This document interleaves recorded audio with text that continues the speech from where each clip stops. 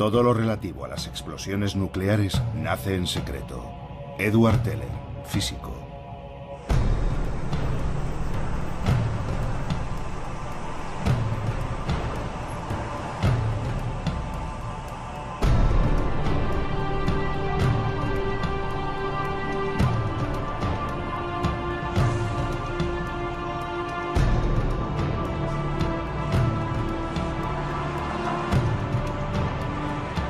Una ciudad japonesa de 1 millón de habitantes, la 10ª del país, Hiroshima. El 6 de agosto de 1945, nadie avisó a sus habitantes de que su ciudad se disponía a ser borrada del mapa. Hiroshima, ciudad universal. Aquí fue donde comenzó la era nuclear. En esta madrugada de marzo de 2011, una nueva amenaza se cierne sobre la población japonesa. A 1000 kilómetros de distancia, 3 reactores de la central de Fukushima entran en fusión. Un terrible seísmo, seguido de un gigantesco tsunami, asola el noreste de Japón. Desde Hiroshima hasta Fukushima, ¿qué hemos aprendido realmente sobre la energía nuclear? ¿Qué tienen en común los refugiados de un accidente industrial y las víctimas del acto de guerra más espectacular del siglo XX? Desde Hiroshima hasta Fukushima, los expertos han minimizado los riesgos. Los políticos han negado la magnitud de los desastres. Y las excusas de los industriales no han cambiado nada. Desde hace más de 65 años, la historia de la bomba y la energía nuclear, ese poder inaudito, es una larga cadena de secretos.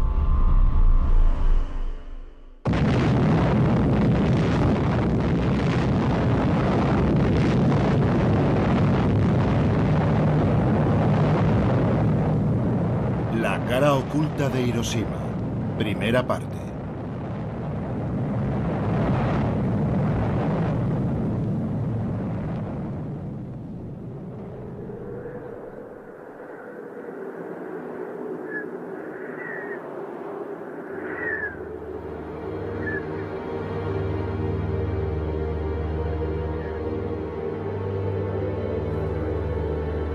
Estas siluetas han quedado impresas para siempre en las últimas paredes que permanecieron en pie tras la primera explosión nuclear. En un radio de 200 metros, los cuerpos que no se volatilizaron quedaron carbonizados.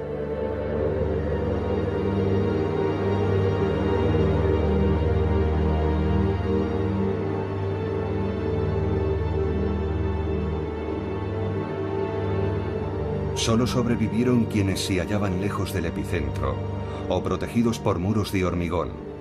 Al día siguiente de la explosión, el doctor Hachiya trata de ayudar a los heridos. Todos se ven afectados por un mal misterioso. 9 de agosto. Ayer, uno de nuestros enfermos se estuvo quejando todo el día de que le dolía la boca. Hoy le han aparecido numerosas microlesiones en la boca y bajo la piel. Cuando llegó al hospital, el paciente padecía solamente un gran cansancio. Aparentemente no tenía ninguna herida. Esta mañana otros pacientes han empezado a sufrir hemorragias subcutáneas, además de vómitos de sangre. Sin embargo, ninguno de ellos presenta ningún síntoma conocido.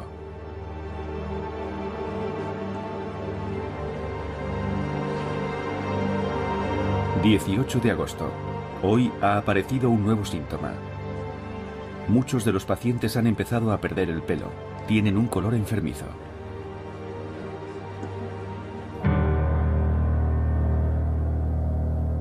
Los observadores enviados sobre el terreno por el ejército japonés no saben qué pensar. Hiroshima y Nagasaki han sido aniquiladas por un arma desconocida. Y no parece tratarse de un gas tóxico. Victoria, Japón se rinde. En Estados Unidos todos piensan que las 2 bombas atómicas han puesto fin a la guerra. Para la población es todo un descubrimiento. Estas armas han sido desarrolladas en el mayor de los secretos. Ni siquiera el Congreso sabía de su existencia. Pero la historia que se vende a la opinión pública es la de unos héroes modernos, no la de una ciencia asesina. Informe sobre nuestro desarrollo atómico.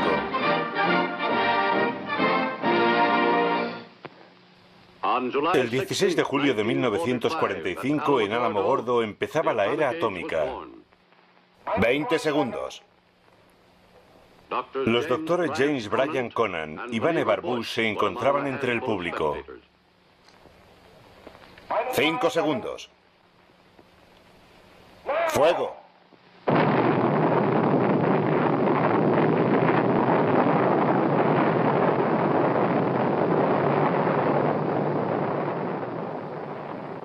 Para Mr. Conant y Mr. Bush, que han supervisado el desarrollo de la primera bomba, este fue un momento de intensa satisfacción.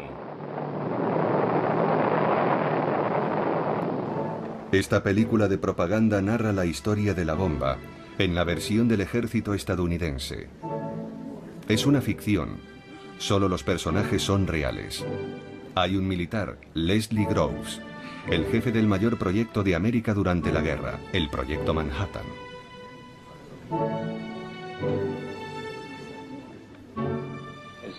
Como jefe del Proyecto Manhattan durante la guerra, yo era el responsable del desarrollo de la bomba atómica, del control de la energía atómica y de toda la seguridad. También está Robert Oppenheimer, el responsable científico del Proyecto Manhattan. Adelante, por favor.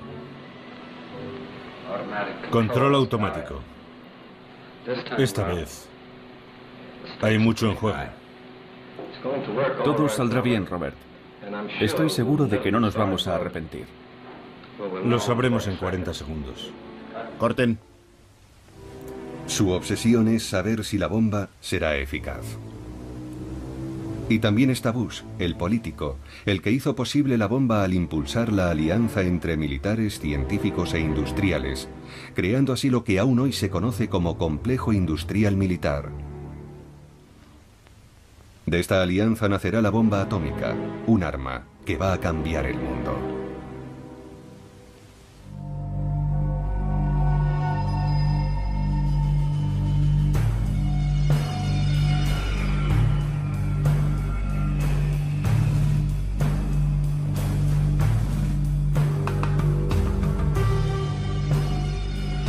Los Álamos es un centro de investigación militar desde 1943.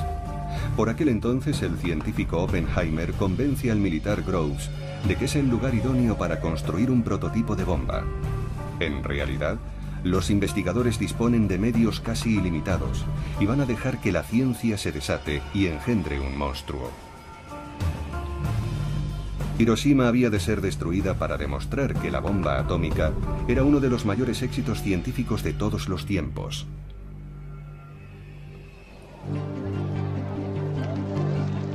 Todo empezó en 1939 cuando el célebre físico danés Niels Bohr acudió a los Estados Unidos para una reunión en Princeton. Bohr llega con una mala noticia. Al parecer, un equipo de investigadores alemanes han logrado la fisión de un núcleo de uranio. Esa operación podría producir una energía descomunal. ¿El resultado? La fisión nuclear. En los círculos científicos, la noticia supone todo un bombazo. La parte del átomo que se pierde explota en forma de energía, demostrando así la teoría de Einstein, según la cual la masa y la energía son en realidad una misma cosa. Paralelamente, en marzo de 1939, el ejército alemán ocupa Checoslovaquia. No es solo una catástrofe para Europa Central. Los nazis se apoderan también de la mayor mina de uranio de Europa. Alemania ya dispone de materia prima para concebir una reacción en cadena por fisión nuclear.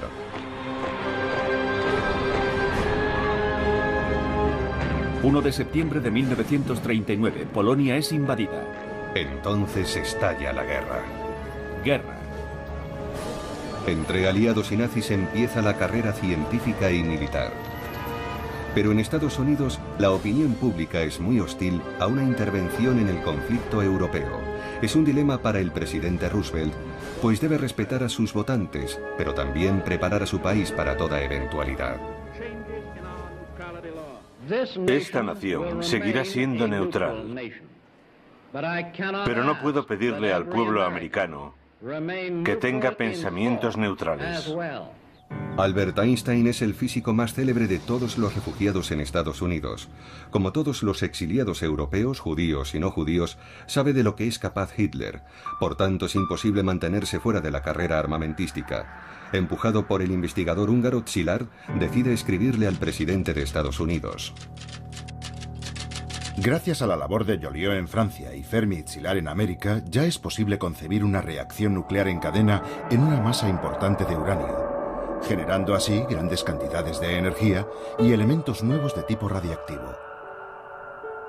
Esto también podría conducir a la creación de bombas. Una sola bomba de este tipo podría ser transportada en un barco, explotar en un puerto y destruir el puerto entero y sus alrededores. Por aquel entonces, solo un puñado de investigadores entiende lo que está en juego, algo que cambiará el mundo. Un amigo de Einstein entrega personalmente la carta a la Casa Blanca. Roosevelt reacciona de inmediato. Lo que queremos es que los nazis no nos vuelen por los aires. Hemos de tomar medidas. Uno de los asesores científicos de la Casa Blanca es Vannevar Bush, quien se convertirá en uno de los 3 grandes pioneros de la era nuclear. Todos coincidíamos en que la guerra iba a degenerar en un intenso combate, que era inevitable que América acabase participando en ella tarde o temprano, que no estábamos preparados ni por asomo para ella, y lo más importante, que el sistema militar, tal y como estaba planteado, nunca podría producir todas las herramientas que seguramente íbamos a necesitar. Bush, el político, preside la enormemente rica Fundación Carnegie. Decide reunir en una misma mesa a científicos, industriales y militares, los 3 pilares del futuro complejo industrial militar. Para tener éxito, Groves, el militar, está seguro de que hacen falta medios colosales y el mayor secretismo.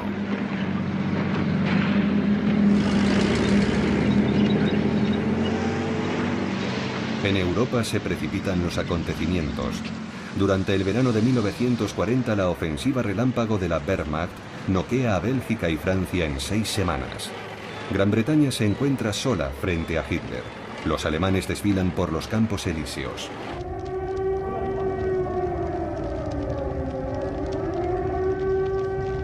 Sus aviones ya tienen a Londres en el punto de mira. Es la Blitzkrieg, o Guerra Relámpago. Los investigadores británicos del átomo llevan por aquel entonces una ventaja considerable. Cambridge alberga un prestigioso laboratorio de investigaciones nucleares. Churchill y el gobierno británico creen que bastarán 3 años para fabricar una bomba atómica.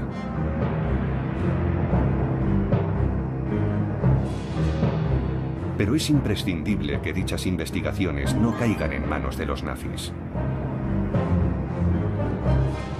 Para contar lo que sucede a continuación, las películas de propaganda de la posguerra nos dan una vez más la sensación de estar siguiendo en directo un asunto ultrasecreto.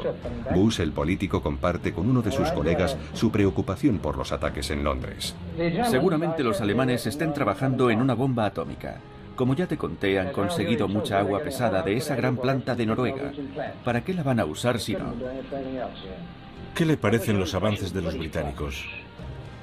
Chadwick y los demás físicos están de acuerdo con nosotros. Con el uranio 235 la bomba funcionará. Pero son conscientes de que eso va a requerir un gran esfuerzo industrial. Los británicos están asfixiados con la actual producción de guerra. Todos solicitan que se realice aquí el trabajo. Y en efecto, la Inglaterra bombardeada decide compartir sus investigaciones con Estados Unidos. Destina a Washington un manual de instrucciones para la energía atómica, el llamado Informe Maud. Hemos llegado a la conclusión de que sería posible fabricar una bomba de uranio de unos 10 kilos que tendría una capacidad de destrucción equivalente a 1.800 toneladas de TNT y liberaría una gran cantidad de material radiactivo letal durante un largo periodo de tiempo en la zona de la explosión.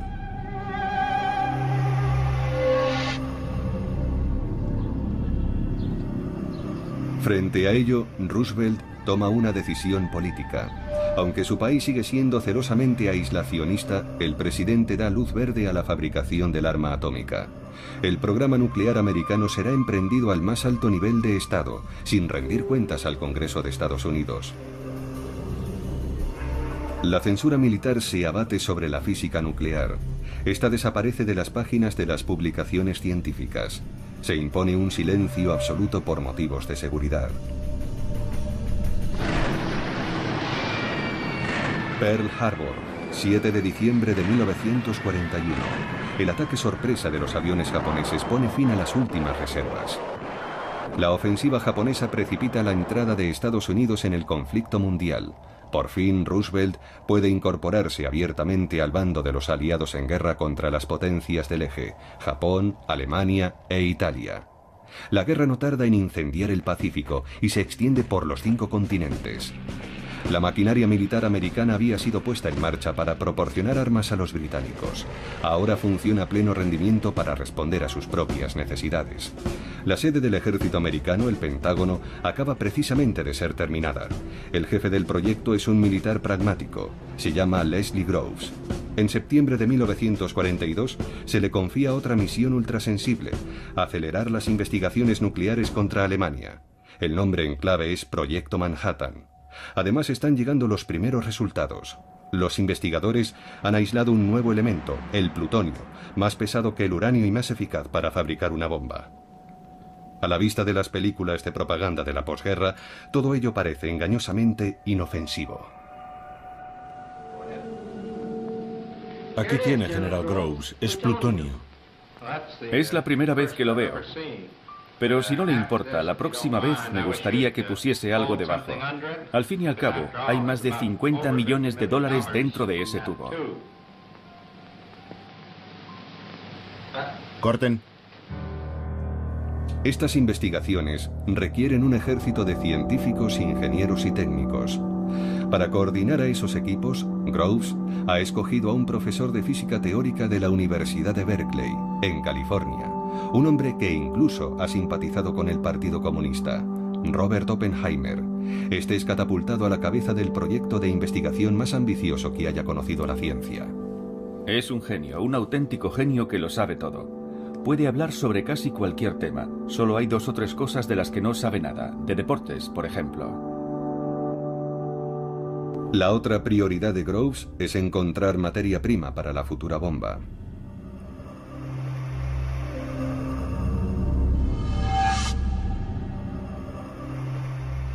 Naturalmente, lo más importante era el mineral de uranio. La mayor fuente de uranio durante la guerra era la mina de Sinkolobué, en el Congo belga.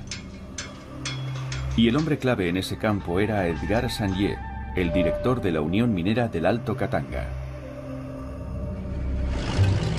Sandié es un industrial belga y un hombre de negocios previsor.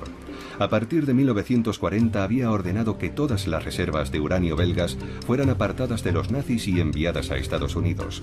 En la primavera de 1942, Groves, el militar, descubre con estupor que hay 1.250 toneladas del valioso mineral almacenadas en el mismísimo puerto de Nueva York. Un regalo formidable. El abastecimiento del proyecto Manhattan ya está garantizado.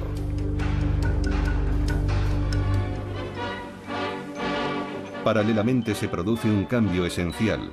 Durante el verano de 1942 el Tercer Reich renuncia a su programa nuclear, salvo que los aliados no llegan a saberlo. Para Albert Speer, el nuevo ministro de Armamento y Producción de Guerra, los dirigentes nazis no han comprendido el cambio radical que suponía el arma atómica. Hitler me había hablado alguna vez de la posibilidad de una bomba nuclear, pero esa idea superaba sus capacidades intelectuales. Era incapaz de concebir el aspecto revolucionario de la física nuclear. A propuesta de los físicos especialistas en energía nuclear, renunciamos al proyecto de desarrollar una bomba, tras preguntar yo una vez más cuánto tiempo haría falta para conseguirlo, y que me contestaran que habría que esperar al menos 3 o 4 años. Berlín tiene otras preocupaciones más apremiantes. Para respaldar la ofensiva en el frente ruso, el Reich necesita petróleo, un bien aún más vital que el uranio de las minas checas. Y para ello Hitler tiene la mirada puesta en el Cáucaso en dirección a Bakú e Irán. DuPont de Nemours es uno de los gigantes de la industria americana, inventor del nylon y sobre todo principal fabricante de explosivos y municiones durante la Guerra de Secesión y las dos guerras mundiales. Desde un principio se solicitó su apoyo para el proyecto Manhattan, al igual que el de Monsanto, Kellogg's y Union Carbide y otros grandes grupos americanos. Hiroshima debía ser destruida para consolidar el poder económico y político del complejo industrial militar.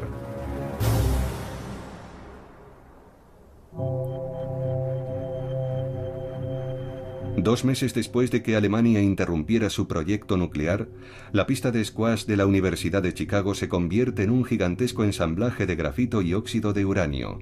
Se trata del prototipo CP1, una pila nuclear de 350 toneladas. Dicho de otro modo, es el primer reactor atómico de la historia y los investigadores aliados quieren ponerlo a prueba lo antes posible.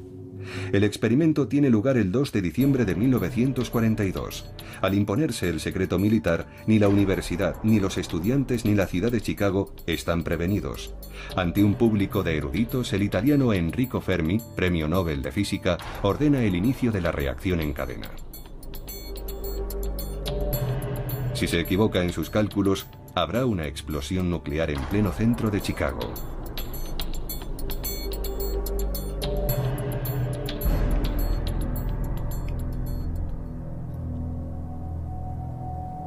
Todo sucede según lo previsto. Por primera vez en la historia, el hombre ha logrado dominar la energía nuclear. Sabíamos que nos disponíamos a desencadenar a un gigante. Sin embargo, al comprender que lo habíamos hecho realmente, tuvimos un sentimiento extraño. Entre los espectadores, otro hombre queda fascinado con el experimento. Se llama Crawford Greenwald.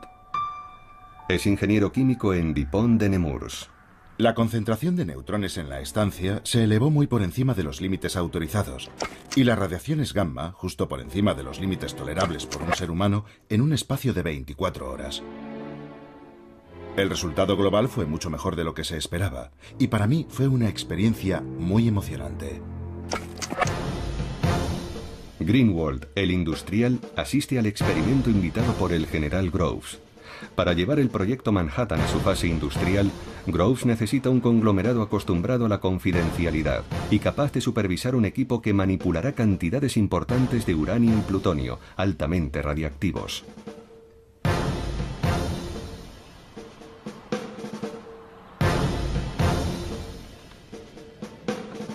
El contrato es colosal, pero los riesgos también. El industrial Greenwald duda.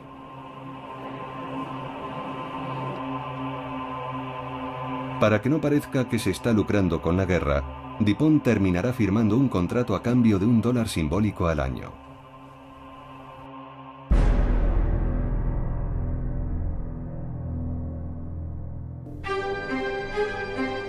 Estamos en la costa oeste, en pleno desierto, a 300 kilómetros de Seattle, Hanford. El tamaño de las instalaciones construidas por DuPont de Nemours permite hacerse una idea de las necesidades industriales ingentes del proyecto. Las obras cubren un área de 1.500 kilómetros cuadrados. Tras 9 meses, 85.000 obreros construyen 3 reactores nucleares y una planta purificadora de agua capaz de abastecer una ciudad de 1 millón de habitantes.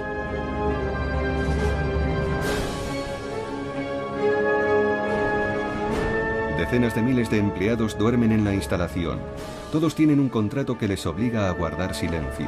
Las conversaciones telefónicas son escuchadas y el correo es leído y censurado. Hanford es una planta de producción de plutonio. Preocupado por los efectos de la radiación sobre sus tropas, el industrial Greenwald exige garantías. El militar Groves se compromete a que el gobierno americano pague $10 millones por cabeza en caso de heridas, enfermedad o fallecimiento, un importe astronómico para esa época.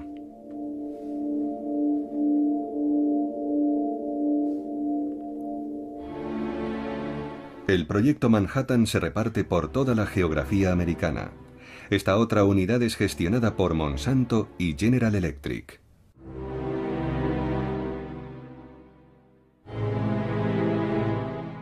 Aquí se produce uranio 235 y otras materias primas necesarias para la bomba. Hacen falta varias toneladas de uranio en bruto para fabricar 1 gramo de combustible nuclear. También aquí, Groves compartimenta al máximo los distintos eslabones de la cadena de fabricación para preservar el secreto absoluto. La mayoría de los empleados no descubrirá hasta el final de la guerra en qué estaba trabajando realmente. Todo ello, junto con los planos de la bomba, está consignado en los cuadernos del industrial Greenwald. Estos cuadernos fueron un secreto militar hasta 1989.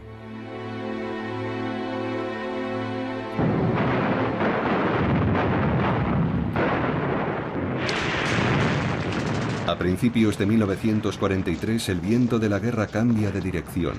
En el frente europeo la ola alemana que se dirigía hacia el Cáucaso rompe violentamente en Stalingrado. Agotado por el invierno ruso, el Sexto Ejército se rinde ante los soviéticos.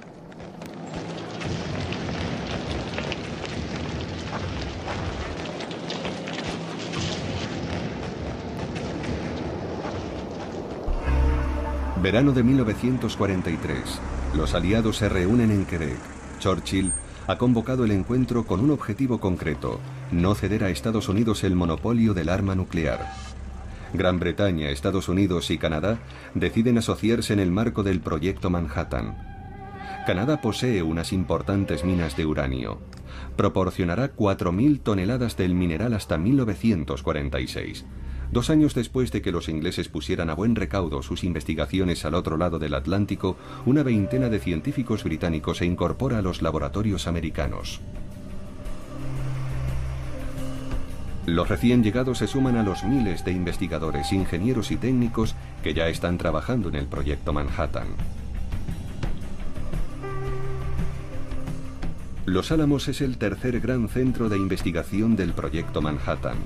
La vida se desarrolla en condiciones de alta seguridad, en familia, sin contacto con el exterior. La edad media es de 27 años. En este lugar ultrasensible convergen todos los materiales producidos en las distintas plantas industriales. Con ellos se podrán montar las primeras bombas atómicas. Entre los científicos llegados de Londres se encuentra el número K22, Klaus Fuchs. Nadie sabe que este joven físico alemán es un comunista que trabaja para Moscú. La geopolítica se instala en el mundo de los científicos. Sobre el terreno, investigadores y militares se plantean cuestiones muy concretas. ¿Qué arma construir? ¿Bombas de precisión para diezmar la flota enemiga? ¿O más bien un arma de destrucción masiva tal y como la describe el científico Oppenheimer a su amigo Enrico Fermi? Desearía hablarle de la cuestión de los alimentos contaminados por productos radiactivos. Recomendaría postergar el proyecto en la medida de lo posible. Considero que no deberíamos llevar a cabo el plan si no conseguimos envenenar la suficiente comida como para matar a 500.000 de personas.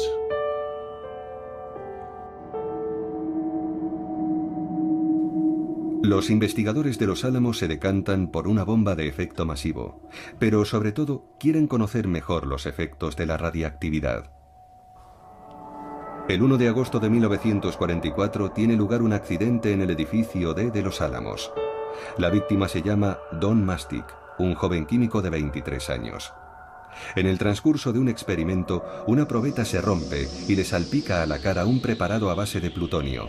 Se traga unas gotas. Consulta a su médico, el doctor Hempelmann, pero nadie sabe en qué dosis es peligroso. Hempelmann acude a Oppenheimer. Por muchas precauciones que se tomen, puede reproducirse un accidente de este tipo. No me parece descabellado hacer una serie de investigaciones en ese sentido. Los militares aceptan llevar a cabo un programa de observación. El problema más urgente es determinar la toxicidad de los materiales que estamos empleando. El uranio, el radio, el polonio y el berilio. Para ello es preciso estudiar la forma en que estos elementos pueden introducirse en el organismo, ya sea por ingestión, inhalación, absorción por la piel u otras formas. Don Mastic es sometido a una serie de análisis médicos. Pero para conocer mejor los efectos de la radiactividad hacen falta auténticas cobayas humanas. Sugerimos que se seleccione a un paciente del hospital de Rochester para inyectarle entre 1 y 10 microgramos de sustancia radiactiva y que sus excrementos sean enviados a nuestro laboratorio para su análisis.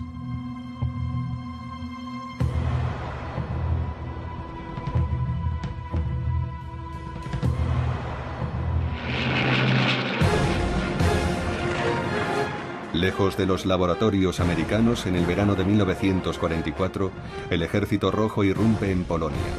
Los aliados ocupan Sicilia y desembarcan en Normandía, abriendo un nuevo frente en el oeste. Tal vez ya no sea necesaria en Europa la futura bomba.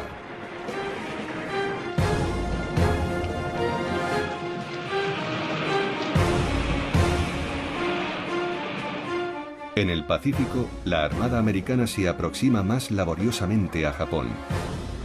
En el mar de Filipinas, 128.000 marines arrebatan la isla de Saipán a las tropas del emperador. Acto seguido, el Estado Mayor establece ahí sus primeras bases aéreas. Tokio está al alcance de los bombarderos B-29, pero sigue negándose a rendirse. Roosevelt sabe que en política los mayores secretos terminan siempre destapándose. Ya lo había anticipado Lincoln antes que él. Nadie puede engañar a todo el mundo todo el tiempo. Cuando la bomba salga a la luz, habrá que sacarle partido. Con ella, América podrá dictar sus condiciones tanto a enemigos como a aliados, empezando por Stalin. Hiroshima deberá ser destruida para dar a América una ventaja decisiva frente a los soviéticos. En el verano de 1944, Churchill y Roosevelt se reúnen en Hyde Park, cerca de Nueva York. Para ellos, las derrotas alemanas no cambian nada. El proyecto Manhattan debe llevarse a cabo a toda costa. La idea de que el mundo debería ser informado sobre el programa nuclear con el objetivo de llegar a un acuerdo internacional sobre su control y su uso es inadmisible. La cuestión debe seguir siendo considerada ultrasecreta.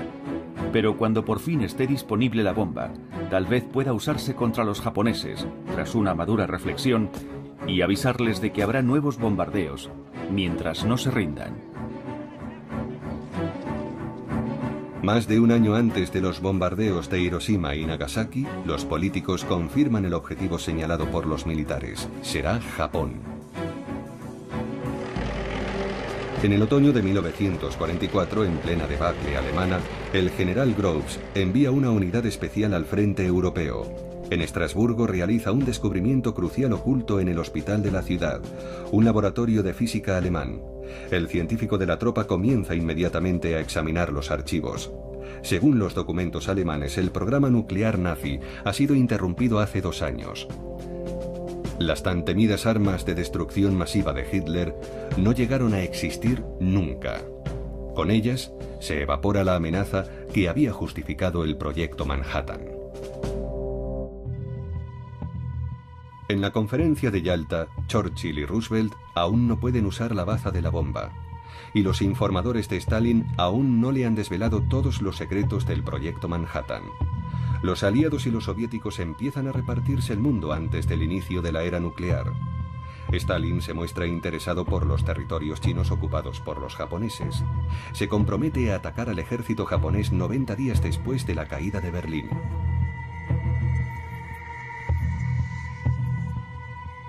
Queda por saber quién será el primero en ocupar el archipiélago, pues Tokio sigue negándose a rendirse.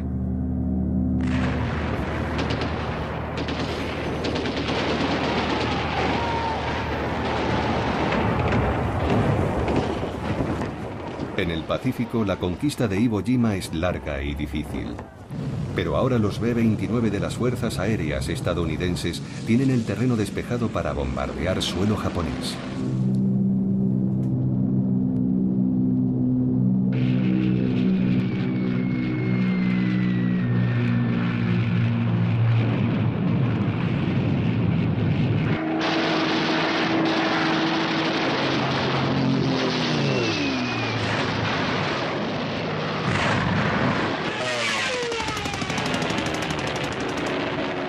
Tokio y la mayoría de ciudades importantes del archipiélago son sometidas a bombardeos incesantes. Más de 8 millones de habitantes son desplazados. Solo en la noche del 9 de marzo de 1945, un diluvio de bombas incendiarias se salda con más de 100.000 muertos en la capital japonesa. El país está hambriento, falto de víveres, de carburante y de municiones. Su poderosa marina está completamente aniquilada. Los kamikazes combaten hasta el final en aviones que no tienen gasolina para la vuelta. Sus sacrificios hacen creer que Japón no se someterá jamás.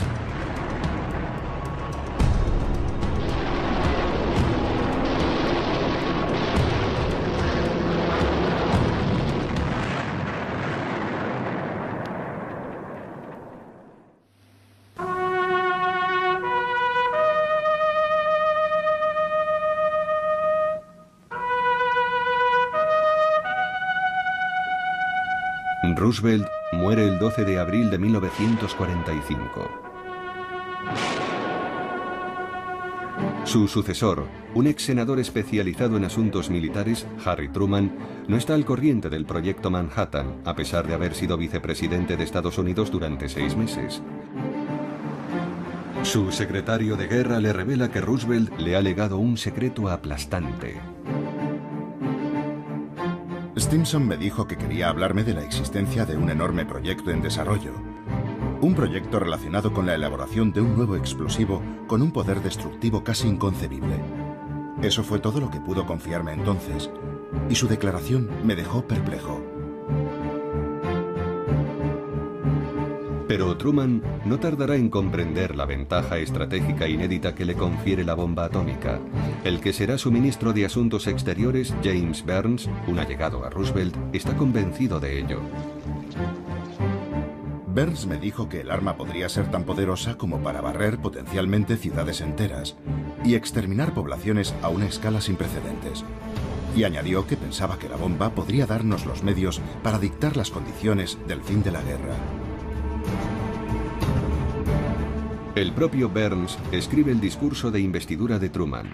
La perspectiva de disponer pronto del arma suprema refuerza la intransigencia americana. Alemania y Japón pueden estar seguros, más allá de toda duda, de que América seguirá luchando por la libertad hasta que no quede una sola bolsa de resistencia.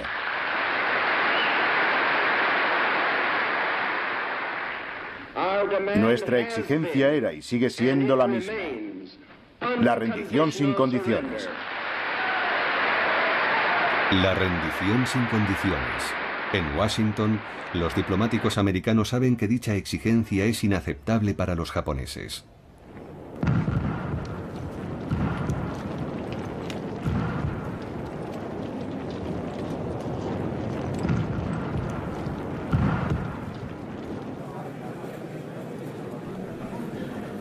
El 8 de mayo el mundo conoce la capitulación de Alemania.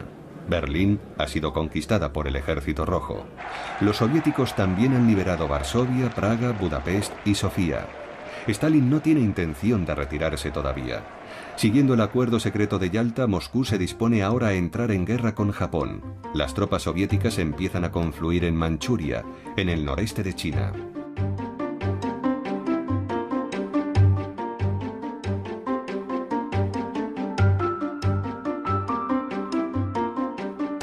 En Europa ya ha empezado la posguerra. Pero en Londres, Churchill observa con preocupación que Stalin tiene la mirada puesta en Europa del Este. Propone a Truman organizar una cumbre, sin más demora. Me parece difícil abordar estas cuestiones por correspondencia. Propongo una conferencia entre los 3 jefes de Estado lo antes posible. La respuesta de Truman es sorprendente. Estoy de acuerdo con usted en que sería deseable organizar un encuentro entre los 3 jefes de Estado. Sin embargo, por el momento, me será extremadamente difícil ausentarme de Washington antes de finalizar el año fiscal, el 30 de junio. Sorprendido por el inmovilismo del nuevo presidente, mientras Stalin sigue moviendo sus piezas en el ajedrez europeo, Churchill insiste. Creo que la reunión debería celebrarse en junio y espero que su año fiscal no la retrase. Truman trata de ganar tiempo. Le comunica a Stalin que no estará disponible hasta mediados de julio. Churchill está furioso.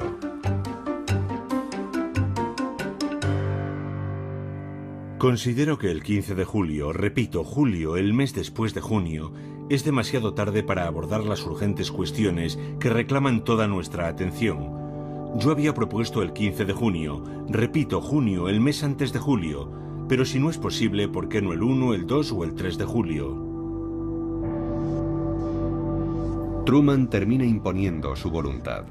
La reunión tendrá lugar en Potsdam, cerca de Berlín, el 15 de julio. El 15 de julio también es el día escogido para la primera prueba de una bomba de plutonio en Álamo Gordo.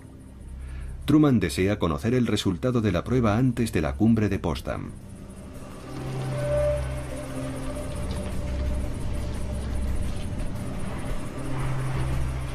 En Álamo Gordo, como en Los Álamos, los equipos trabajan 12 horas al día, 7 días a la semana.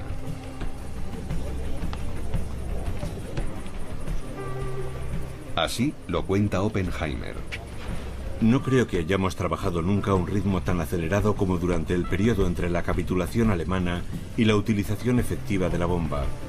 Estábamos sometidos a una presión increíble para acabar antes de la reunión de Potsdam.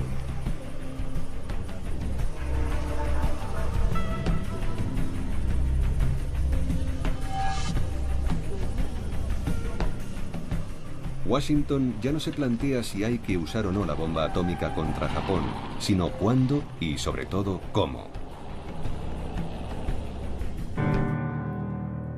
Los objetivos no deben haber sido destruidos por bombardeos anteriores. También es deseable que el primer objetivo sea de un tamaño tal que los daños se limiten al ámbito de aplicación. Así determinaremos mejor la potencia de la bomba.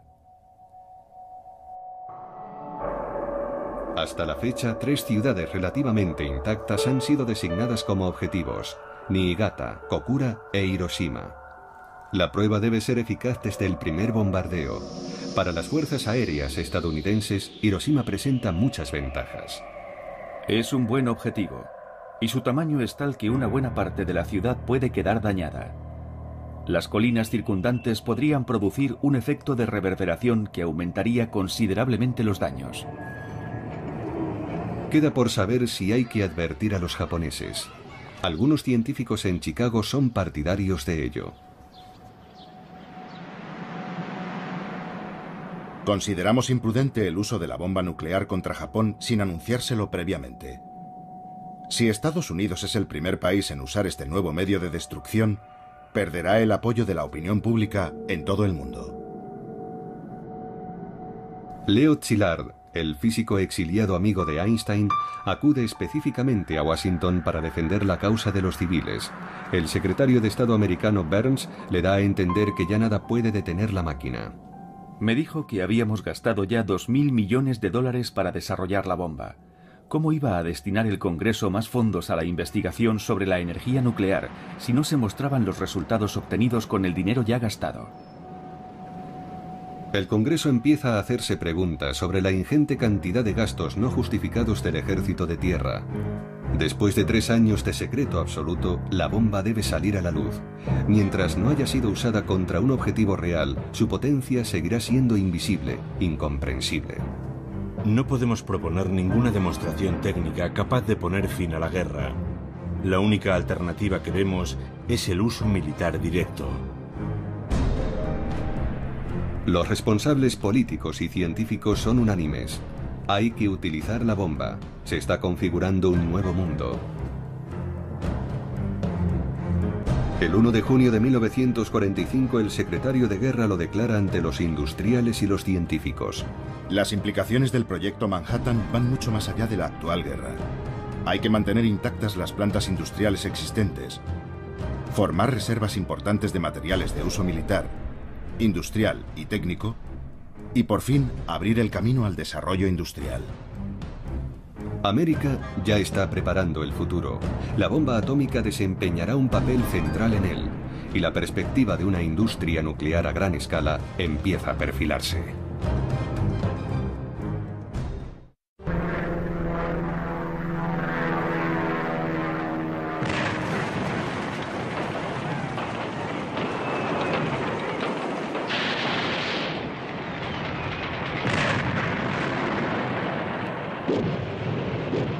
El ejército americano conquista la isla de Okinawa. Es la batalla más sangrienta de toda la Guerra del Pacífico.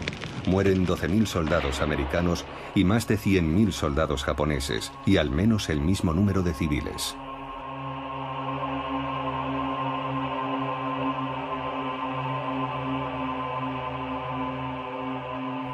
Okinawa era la última muralla antes del desembarco de las fuerzas americanas en el archipiélago japonés. En Tokio, el Palacio Imperial busca por encima de todo una forma de negociar el fin de la guerra sin sacrificar al emperador. Así lo hace saber a través de Moscú unos días antes de la conferencia de Potsdam. El 7 de julio, Truman y su secretario de Estado, Burns, embarcan en el acorazado Augusta con rumbo a Potsdam. Allí descubren que los japoneses han remitido un telegrama muy urgente a su embajada en la Unión Soviética. Hoy nos ha llegado la primera prueba real de que los japoneses desean poner fin a la guerra. Un mensaje interceptado que envió el ministro de Asuntos Exteriores, Togo, a Sato, su embajador en Moscú.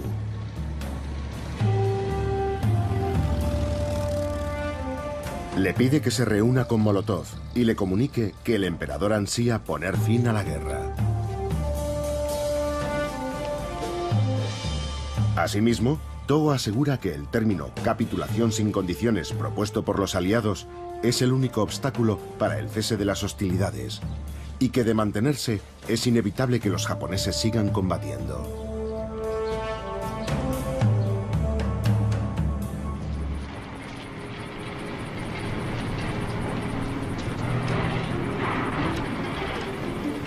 En el desierto de Nuevo México llega el día que todos esperaban. Todo está listo para el primer ensayo nuclear jamás llevado a cabo. El nombre en clave de la prueba es Operación Trinity.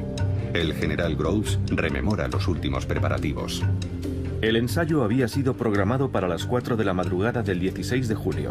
La idea era que a una hora tan temprana, una explosión llamaría menos la atención de los observadores eventuales, ya que la mayoría de la gente estaría durmiendo. Contábamos con que habría un inmenso relámpago de luz, pero no pensábamos que sería lo bastante poderoso como para despertar a la población.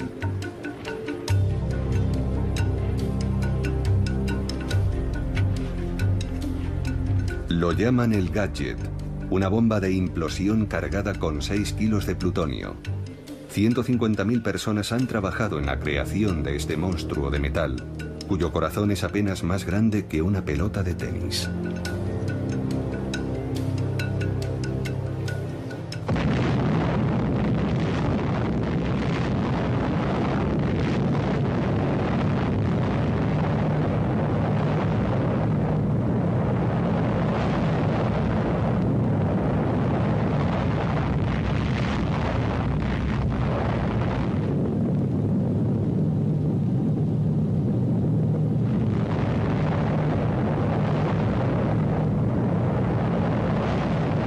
La bola de luz fue visible en un radio de hasta 300 kilómetros. El éxito del primer ensayo nuclear de la historia superó todas las expectativas. El hombre ha adiestrado una nueva fuerza de la naturaleza. El proyecto Manhattan ha dotado a Estados Unidos del arma absoluta, pero el secreto ha de ser mantenido, hoy más que nunca.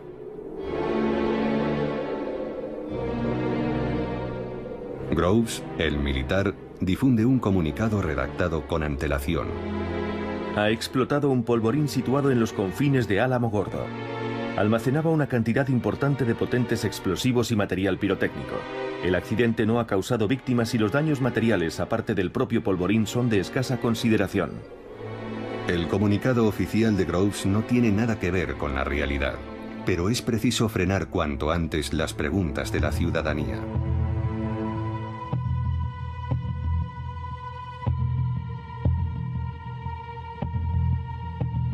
Truman y Burns llegan a Potsdam ese mismo día. Reciben al instante un telegrama encriptado procedente de Álamo Gordo. La operación tuvo lugar por la mañana. El diagnóstico es aún reservado, pero los resultados parecen satisfactorios y ya superan las previsiones. Durante su primera entrevista con Stalin, Truman aún no ha asimilado todo el alcance de esas palabras. La conferencia sigue su curso. Tal y como prometieron en Yalta, los soviéticos entrarán en guerra con Japón el 15 de agosto. Pero las noticias que van llegando desde Nuevo México en las horas y días siguientes cambian por completo las coordenadas de la situación. Churchill percibe inmediatamente un cambio en la actitud de los americanos. Solo comprende el porqué al día siguiente, al leer el informe completo del general Groves. Ahora sé lo que le pasó a Truman ayer. Durante la reunión, tras leer el informe, se convirtió en otro hombre. Empezó a dictar sus condiciones a los rusos y más generalmente se hizo con las riendas del debate. El secretario de Estado Burns lo recuerda así. El presidente y yo ya no teníamos tanta prisa por ver entrar a los rusos en guerra tras el anuncio del éxito de la prueba nuclear. Para Truman, la bomba atómica se ha convertido en la gran baza de la diplomacia americana. Ese mismo día escribe en su diario: Desde luego, es bueno para el mundo que no hayan sido los secuaces de Hitler o los de Stalin los descubridores de la bomba atómica. Parece la cosa más terrible jamás descubierta, pero podemos convertirla en la más útil. Truman ya no necesita el respaldo soviético para doblegar a Tokio, pero aún queda por probar la bomba antes de que un Japón totalmente arrinconado entregue las armas. 2 días más tarde, Groves envía otro telegrama a Potsdam. Dependiendo del estado de preparación del paciente y las condiciones atmosféricas, la operación podría tener lugar en cualquier momento a partir del 1 de agosto. Comienza la cuenta atrás. La orden de soltar la bomba es transmitida el 25 de julio a las fuerzas aéreas estratégicas en el Pacífico.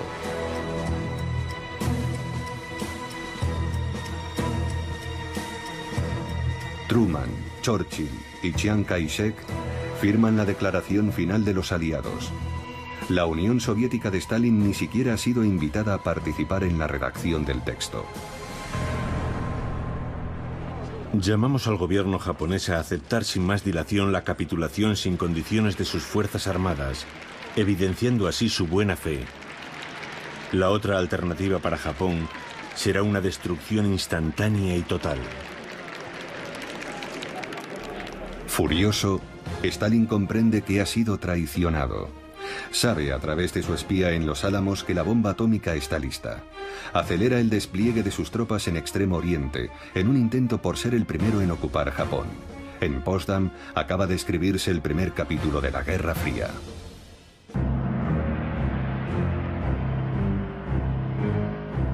Descubrir armas nuevas forma parte del arte militar. Sumirlas en el mayor de los secretos, también. Sin embargo, si nos atenemos a la leyenda, el lanzamiento de las 2 bombas atómicas contribuyó a salvar la vida de millones de soldados americanos y de civiles, poniendo punto y final a la guerra. En realidad, Hiroshima había de ser destruida para demostrar al mundo entero el poderío del arsenal americano.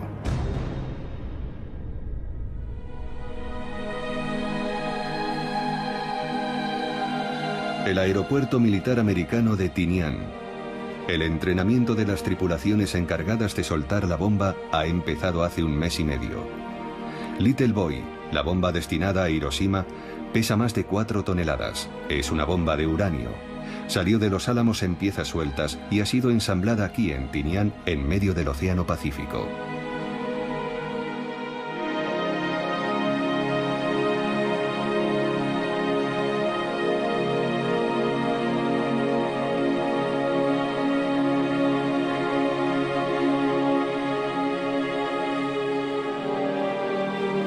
Un bombardero B-29 se prepara para recibir la bomba.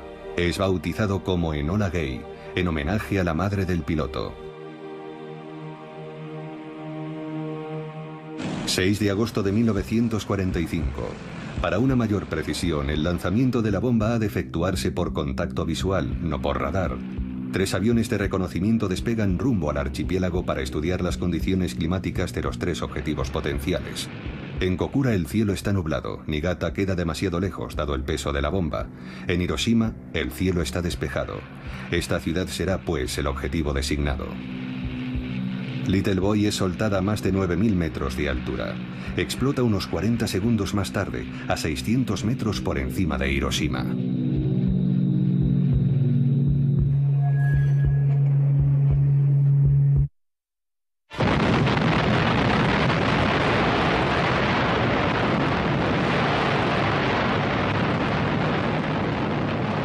La bola de fuego liberada por la explosión nuclear alcanza una temperatura de 1.000.000 de grados centígrados. Se propaga a una velocidad superior a la del sonido, quemando todo el oxígeno a su paso. Es como si estuvieran haciendo un sol en la superficie de la Tierra.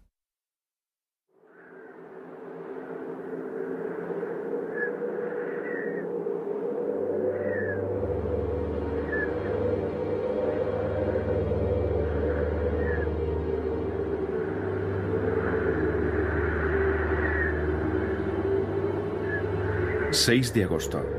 De pronto aparece un relámpago y luego otro. Las sombras, los reflejos, todo ha desaparecido. Luego no hay más que una nube de polvo en medio de la cual veo una columna de madera, que es la que sostiene mi casa. Hiroshima, 8:15 de la mañana. El doctor Hachiya se disponía a ir al hospital. Anota estas frases en su diario el mismo día de la explosión. Instintivamente me pongo a correr, o al menos lo intento. En vano. El suelo está sembrado de vigas. Me siento extraordinariamente débil. Tengo que parar para recobrar fuerzas. Y entonces me doy cuenta de que estoy completamente desnudo. ¿Qué ha sido de mi pantalón y mi camiseta? Me miro el lado derecho del cuerpo. Está cubierto de sangre. También tengo una herida en el muslo. Noto algo caliente derramándose en mi boca. Tengo la mejilla desgarrada. El soplo de la explosión ha sido de una potencia inédita. En un instante, una sola bomba de uranio ha borrado del mapa una ciudad de 350.000 habitantes. 4 kilómetros cuadrados han sido reducidos a cenizas. Las casas han ardido. El hierro se ha retorcido por el calor. Todo sucede como en una pesadilla. Veo desfilar unas sombras, una especie de fantasmas que andan con los brazos separados, no sé por qué. De pronto comprendo que están quemados y que andan con los brazos separados para evitar el contacto con su propia piel. La explosión ha matado a unas 70.000 personas. Otras 70.000 morirán en el transcurso de los meses siguientes por los efectos de la radiación. 200.000 habitantes sobreviven. Son los Hibakusha, los irradiados por la bomba atómica.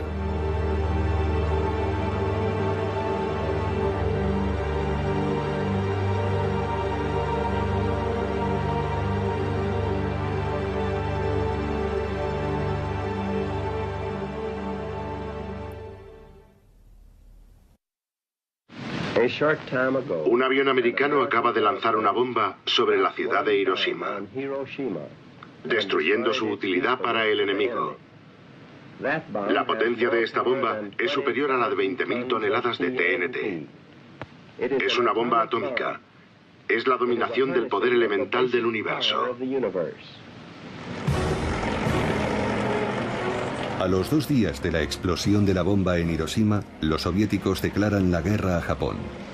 1,5 millones de soldados atraviesa las fronteras de Manchuria, ocupada por Japón desde 1931. Las tropas japonesas no se defienden. Faltas de municiones, se rinden ante los soviéticos. En la base de Tinian, la segunda bomba está lista por fin. La concepción de Fat Man es muy distinta a la de Little Boy. Es una bomba de plutonio, como el gadget de la Operación Trinity. Es menos cara que Little Boy, es más eficaz, y su producción en masa es más fácil. Hay que probarla a toda costa. Ya solo falta la dedicatoria del general Groves. Se la transmite desde Estados Unidos a su brazo derecho, el coronel Farrell. Para Hirohito, con todo mi cariño.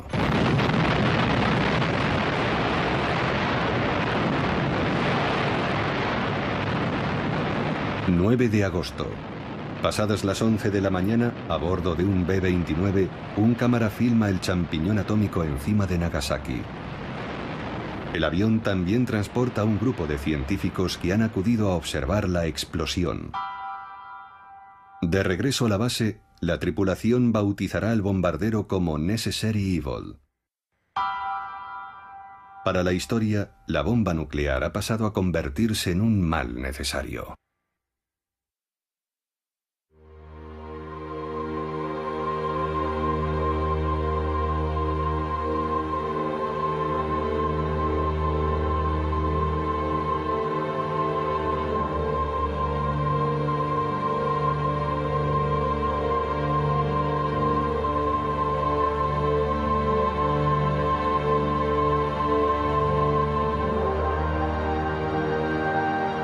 En Nagasaki, 80.000 habitantes mueren en el acto o en los 4 meses siguientes.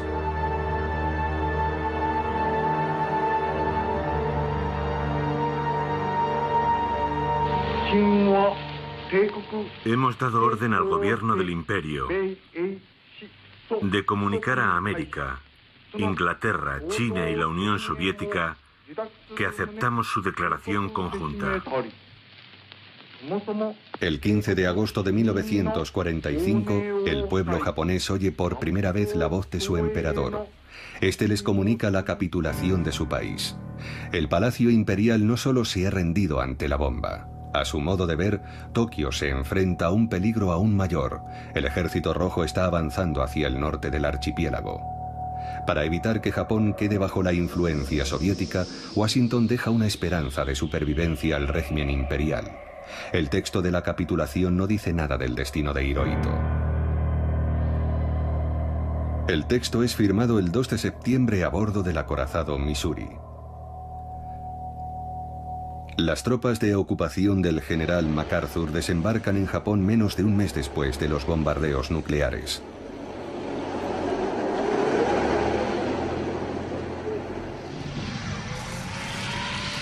Pero los primeros extranjeros en llegar a Hiroshima y Nagasaki son los periodistas.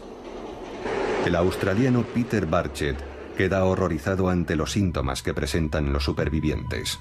En Hiroshima, 30 días después de la primera explosión atómica que ha destruido por completo una ciudad y conmocionado al mundo entero, los habitantes que no han sido tocados directamente por la deflagración sufren atroces dolores y siguen muriendo por razones aún desconocidas que solo podemos describir como una peste atómica.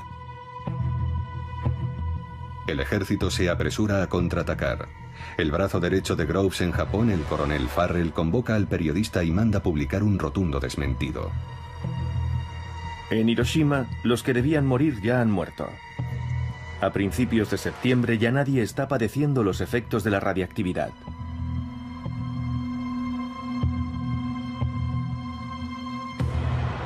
Farrell visita el hospital de Hiroshima. El personal médico lo acribilla a preguntas. A mediados de septiembre aconseja a su jefe, Groves, que extienda las operaciones de apaciguamiento. Ayer en Hiroshima nos reunimos con los médicos japoneses. El profesor Suzuki nos preguntó si la explosión no habría liberado algún tipo de gas tóxico. Para poner fin a esta clase de especulaciones, hemos contestado formalmente que no se habían utilizado gases tóxicos. Hacemos pública esta información y sería conveniente que ustedes desempeñaran la misma labor con los aliados. La máquina de la propaganda entra en funcionamiento. Hay que tranquilizar a todo el mundo mientras las tropas americanas se instalan en el país. En Estados Unidos, la operación de propaganda también empieza a dar sus frutos. Los responsables del proyecto Manhattan consiguen vender a la prensa la proeza tecnológica de los Álamos. El 11 de septiembre de 1945, el militar Groves y el científico Robert Oppenheimer organizan para la prensa un viaje a la zona cero de Nuevo México.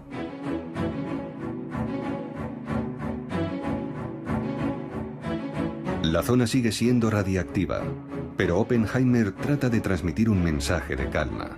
Explica a los periodistas que, contrariamente al gadget de la operación Trinity, las bombas japonesas fueron lanzadas desde una gran altura. No deberían darse efectos comparables a los de las armas químicas, ni envenenamiento de la tierra por los elementos radiactivos, ni las demás atrocidades que suelen acompañar las grandes explosiones. El mensaje es transmitido a la opinión pública. La bomba nuclear es una bomba limpia. Nada tiene que ver con las armas químicas prohibidas por el Protocolo de Ginebra. Mientras tanto, van llegando más militares a Japón para filmar y analizar los efectos de la nueva arma. Un soldado enseña orgullosamente el punto de impacto de la bomba en medio de unas ruinas aún radiactivas. Este es el epicentro, la zona cero. Otros enseñan ante las cámaras los rastros del soplo nuclear. Estudian cuidadosamente la propagación de los rayos incandescentes y las huellas que han dejado en los edificios.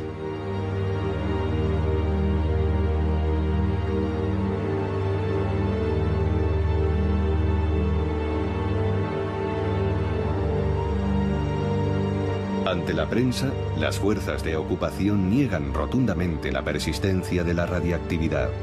Mientras tanto, los observadores americanos siguen midiéndola meticulosamente.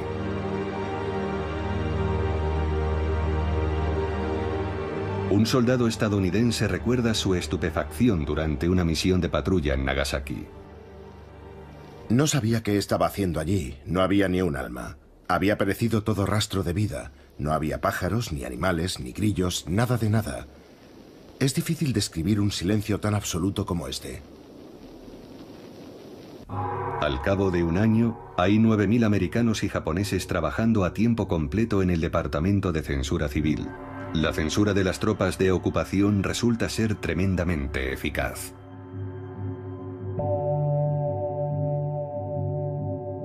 En los periódicos de Hiroshima se retiran los caracteres de imprenta correspondientes a los términos bombardeo atómico y radiactividad. Durante casi 10 años, ningún japonés podrá leer una línea sobre los supervivientes irradiados, los hibakusas. Tras el fuego atómico, se abate una cortina de plomo sobre Hiroshima y Nagasaki.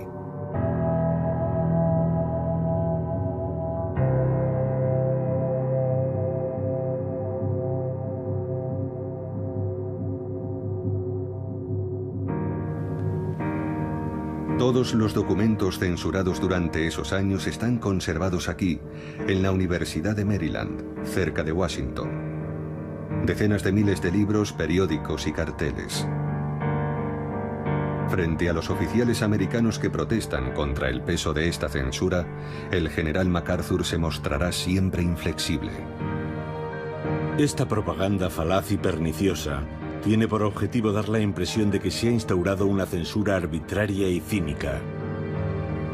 Tras haber amordazado a la prensa, queda una operación más delicada por llevar a cabo: la desinformación sobre los efectos de la bomba. En noviembre de 1945, el Congreso americano abre una comisión de investigación sobre el desarrollo del átomo y su control. Groves prosigue su operación de legitimación ante los senadores. Si hubiéramos tenido que combatir en Japón, el número de víctimas hubiera sido enorme.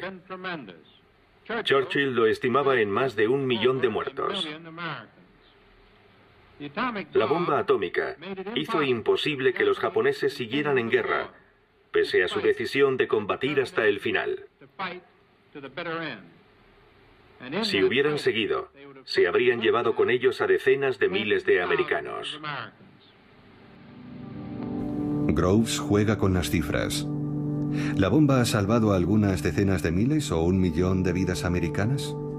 Da lo mismo. Lo importante es defender en directo la doctrina del mal necesario ante los parlamentarios. Asimismo, ante la cuestión sensible de las radiaciones residuales, Groves se atiene a una línea oficial poco escrupulosa con los matices. No hay radiaciones residuales, un no muy rotundo. Salvo en el momento de la propia explosión, que solo ha durado un instante, no ha habido daños radiactivos. Un senador le pregunta si existe algún antídoto contra la radiación. Groves responde lo siguiente: Hay varios tipos de daños radiactivos. Si la radiación es lo bastante fuerte, la muerte es instantánea. Una dosis menos fuerte puede entrañar una muerte diferida, pero los médicos dicen que el sufrimiento es soportable y que incluso es una forma bastante agradable de morir. Los que han estado expuestos a una radiación leve pueden curarse con el paso del tiempo. ¿Pero es solo cuestión de tiempo o han de someterse a un tratamiento? Es cuestión de tiempo. Si una persona que trabaja con materiales radiactivos es irradiada accidentalmente, le basta con un periodo de baja para curarse. Los senadores terminan adhiriéndose a las tesis de Groves. Su objetivo es el mismo: tranquilizar a la opinión pública sobre el desarrollo nuclear llamado a un futuro radiante. Entre los militares, la unanimidad de fachada sobre los beneficios de la bomba nunca ha sido total. Tan solo 2 días después del bombardeo de Nagasaki, el hombre que transmitió la orden de soltar la bomba, el general Spaatz, ya apuntaba en su libreta: Cuando se discutió sobre la bomba atómica en Washington, estando yo presente, no era partidario de usarla. Por lo mismo por lo que nunca he estado a favor de destruir ciudades enteras y exterminar a todos sus habitantes. Ese mismo día, el expresidente Herbert Hoover le confiaba al secretario de Guerra Stimson: el uso de la bomba atómica y el exterminio indiscriminado de mujeres y niños me escandalizan profundamente.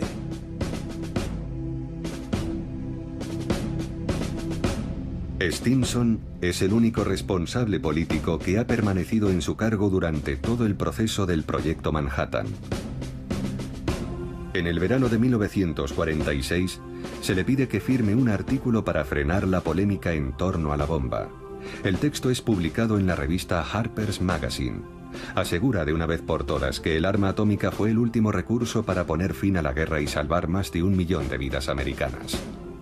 En privado, Stimson confesará no reconocerse en este texto, en gran medida inspirado por los responsables del Proyecto Manhattan. Pero la doctrina queda definitivamente sellada. La bomba era un mal necesario y hasta imprescindible.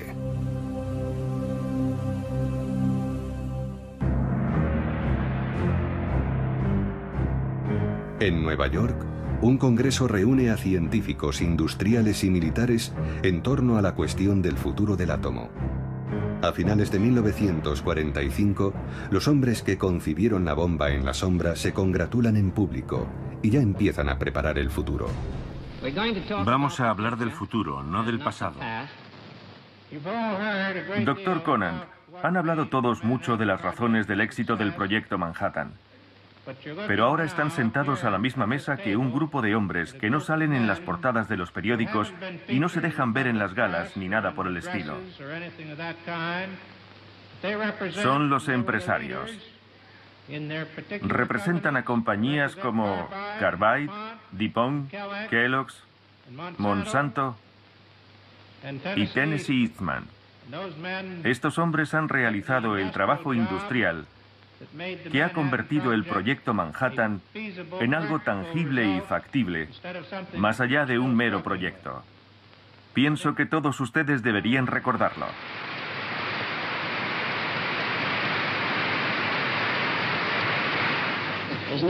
No veo ninguna diferencia entre resolver los problemas de la construcción de una bomba atómica, lo que ya era una tarea enorme, y resolver los problemas del uso de la energía atómica con fines pacíficos. Pacíficos. Esta palabra clave cierra la página de Hiroshima para inaugurar la vía de una industria nuclear civil. En agosto de 1946, Truman crea la Comisión de Energía Atómica de Estados Unidos, o AEC, formada por civiles. La guerra ha terminado. Los generales abandonan todos los puestos de decisión.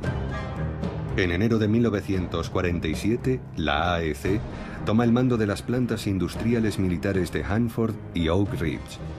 La energía nuclear saldrá a conquistar el mundo y se convertirá en una potencia industrial y económica.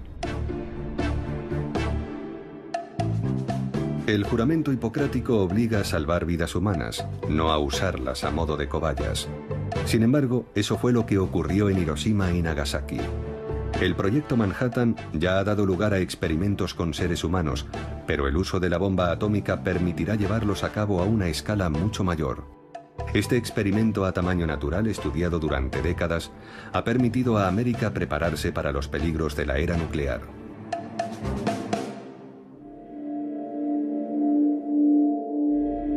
Para comprender ese secreto, hay que remontarse a los inicios del Proyecto Manhattan. Ya entonces, los científicos, así como los industriales, están preocupados por los efectos de la radiactividad sobre el cuerpo humano. Exigen que se practiquen experimentos concretos. El joven científico que había tragado accidentalmente algo de plutonio fue solo el primero de una larga serie. Los radiólogos quieren conocer la dosis máxima de radiación tolerada por el cuerpo. Abril de 1945. Por fin ha llegado el día del primer experimento con un cuerpo humano. Hemos podido corroborar con precisión los datos del laboratorio. Se selecciona a una serie de pacientes en diferentes hospitales. Cada uno recibe un número encabezado por las iniciales HP, por Human Product, es decir, producto humano. Se ha tomado la decisión de no informar a los pacientes de la naturaleza del producto que se les estaba inoculando. Unas jeringuillas especiales de plomo son concebidas para inyectar dosis de plutonio de unos 5 microgramos. Los resultados confirman los de las pruebas realizadas sobre animales. No deparan ninguna sorpresa. El plutonio, 30 veces más tóxico que el radio, es un poderoso cancerígeno. 3 pacientes son sometidos a estas pruebas en abril de 1945 y otros 11 a partir de septiembre tras el fin de la guerra. Por aquel entonces, el responsable del proyecto Productos Humanos acaba de llegar a Nagasaki. Es el Dr. Warren, el médico jefe del proyecto Manhattan. Warren no ha venido a curar a las víctimas ni a compartir datos con los médicos japoneses. Quiere estudiar los efectos del plutonio sobre los irradiados. Toda la información es transmitida a Estados Unidos. Enfermedades causadas por la radiactividad. Al finalizar el periodo crítico de 2 semanas, las quemaduras y llagas que creíamos en vías de curación han empeorado repentinamente y no se han podido detener las hemorragias. Muchos de los pacientes han muerto y la cifra de fallecidos no ha parado de aumentar cada día. Han aparecido erupciones cutáneas en la mitad superior del cuerpo de las víctimas, extendiéndose por el resto del cuerpo, y su estado ha empeorado. Otro de los síntomas característicos del periodo crítico es la alopecia. Este soldado se encontraba en un cuartel a 1 kilómetro del epicentro. No sufrió quemaduras, pero a las 7 semanas del bombardeo empezó a perder el pelo y a presentar manchas, acompañadas por 39 grados de fiebre y diarreas.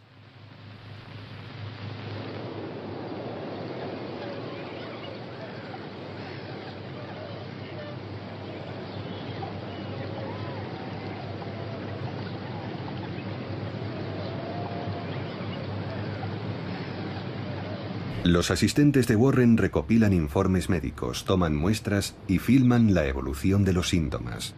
Examinan individualmente a cada paciente para averiguar dónde y cómo se halló expuesto a la bomba atómica o la gravedad de sus quemaduras.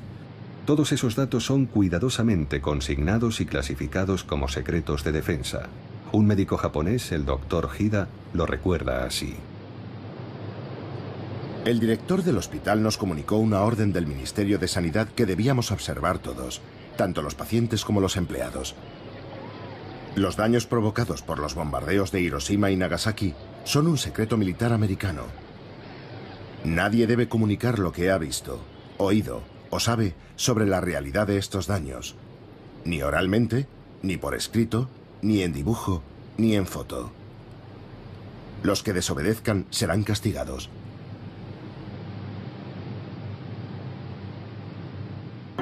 Warren, el médico, es muy preciso en sus observaciones. Sin embargo, su primer informe se acoge perfectamente a la línea oficial. La bomba atómica apenas emite radiación, brevemente y sin consecuencias. Las radiaciones de las explosiones nucleares que causaron daños físicos fueron emitidas principalmente durante el segundo después de la explosión. Han podido aparecer algunas heridas más tarde, pero todas se produjeron durante el primer minuto. Las radiaciones procedentes de la fisión y las causadas por objetos que se encontraban cerca del epicentro de la explosión no han causado víctimas. Esto ha quedado demostrado definitivamente. De regreso a Estados Unidos, Warren retoma los ensayos con seres humanos empezados tras el fin de la guerra. En el hospital de Rochester se construye un ala especial a este efecto, custodiada por los militares. Hasta el verano de 1947, 11 pacientes recibirán en ella inyecciones de plutonio. 3 de ellos morirán antes de completar el primer año del experimento. Por miedo al escándalo, la recién formada Comisión de Energía Atómica, la AEC, decide enterrar el informe. Es preferible que no sea divulgado ningún documento relacionado con los experimentos con humanos, ya que podría tener un efecto negativo en la opinión pública o entrañar consecuencias judiciales. Los documentos relacionados con este campo de trabajo han de ser clasificados como secretos.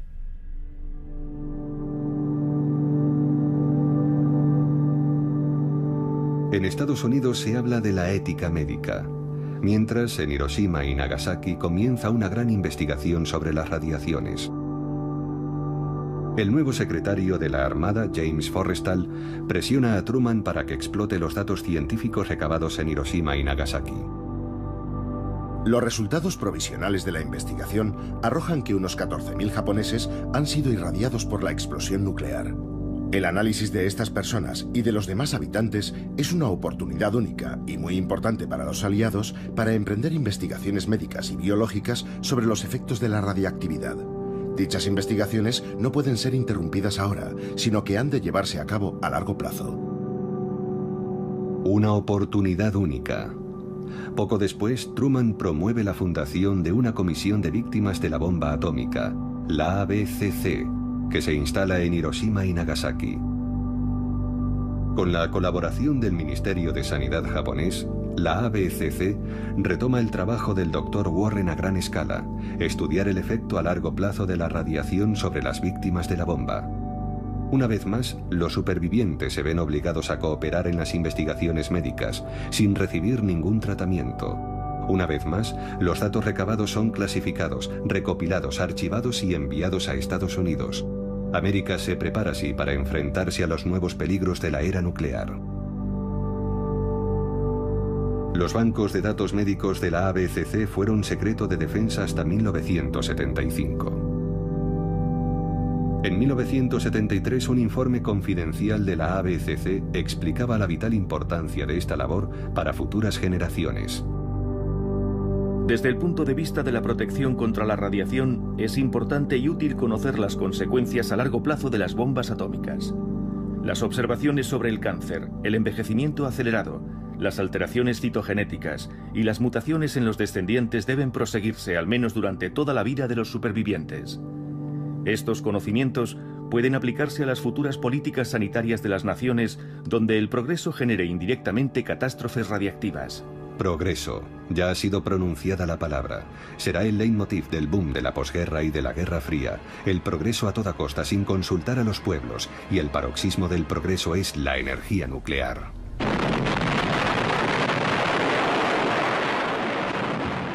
Lo primero es la energía nuclear militar. A finales de los 40 se abre la carrera armamentística a una velocidad exponencial. La Unión Soviética se apresura en alcanzar a su gran rival.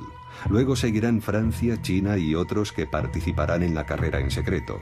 Israel, la India y Pakistán. El arsenal mundial se convierte en un monstruo incontrolable.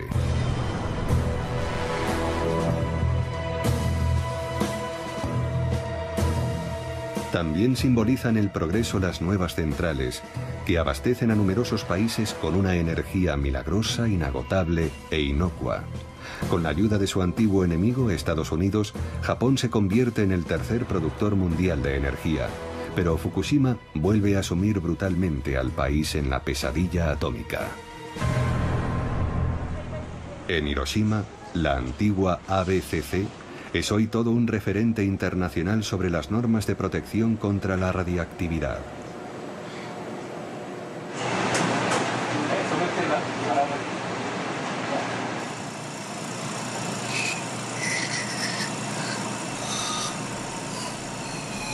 Nadie había imaginado que los irradiados de Hiroshima padecerían leucemias, hemorragias en las encías o manchas en la piel. Pero ahora sabemos bien que en una zona determinada y con una dosis determinada de radiación surgirá tal o cual problema. Los habitantes de Fukushima están preocupados porque piensan en el riesgo de padecer cáncer. Recuerdan las imágenes de Hiroshima, las quemaduras, las bocas desdentadas, los cadáveres.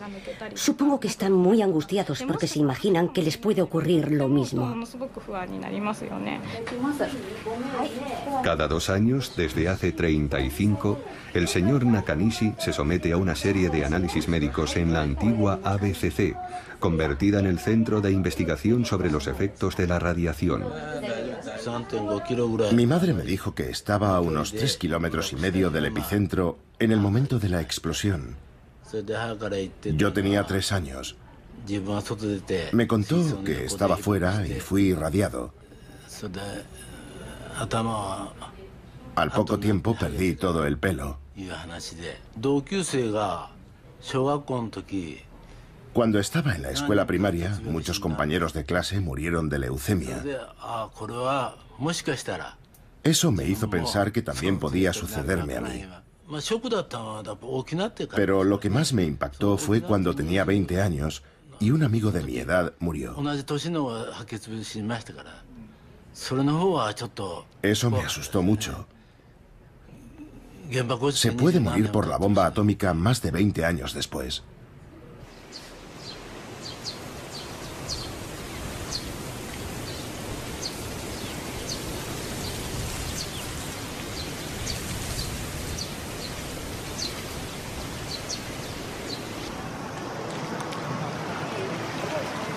Todos los años, el 6 de agosto, los habitantes de Hiroshima conmemoran el día en que el mundo se adentró en la era nuclear.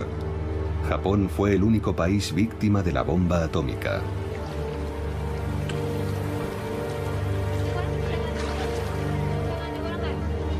En Hiroshima y Nagasaki, estas lámparas de papel son depositadas en el río para apaciguar las almas de los desaparecidos.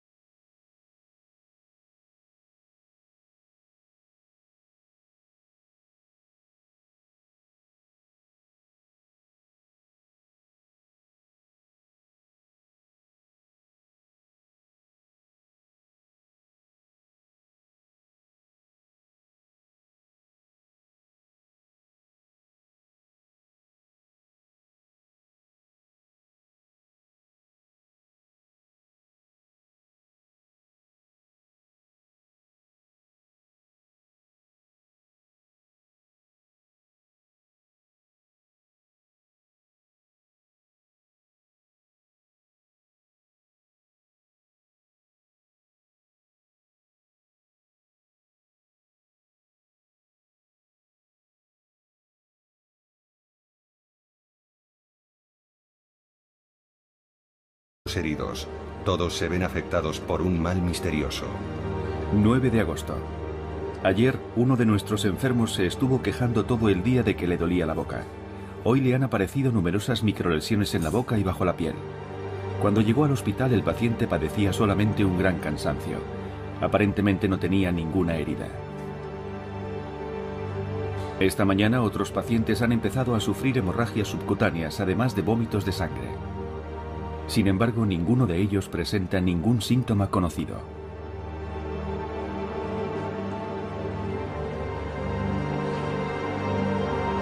...18 de agosto.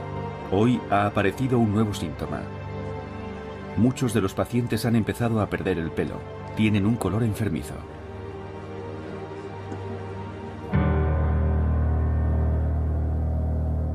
Los observadores enviados sobre el terreno por el ejército japonés no saben qué pensar. Hiroshima y Nagasaki han sido aniquiladas por un arma desconocida. Y no parece tratarse de un gas tóxico. Victoria, Japón se rinde. En Estados Unidos todos piensan que las 2 bombas atómicas han puesto fin a la guerra. Para la población es todo un descubrimiento. Estas armas han sido desarrolladas en el mayor de los secretos. Ni siquiera el Congreso sabía de su existencia. Pero la historia que se vende a la opinión pública es la de unos héroes modernos, no la de una ciencia asesina. Informe sobre nuestro desarrollo atómico.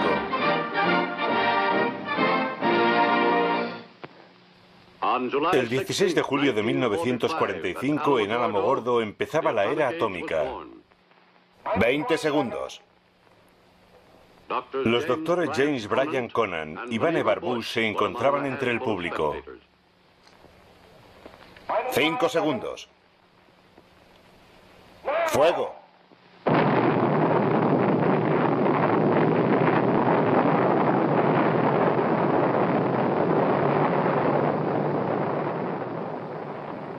Para Mr. Conant y Mr. Bush, que han supervisado el desarrollo de la primera bomba, este fue un momento de intensa satisfacción. Esta película de propaganda narra la historia de la bomba, en la versión del ejército estadounidense. Es una ficción. Solo los personajes son reales. Hay un militar, Leslie Groves, el jefe del mayor proyecto de América durante la guerra, el Proyecto Manhattan.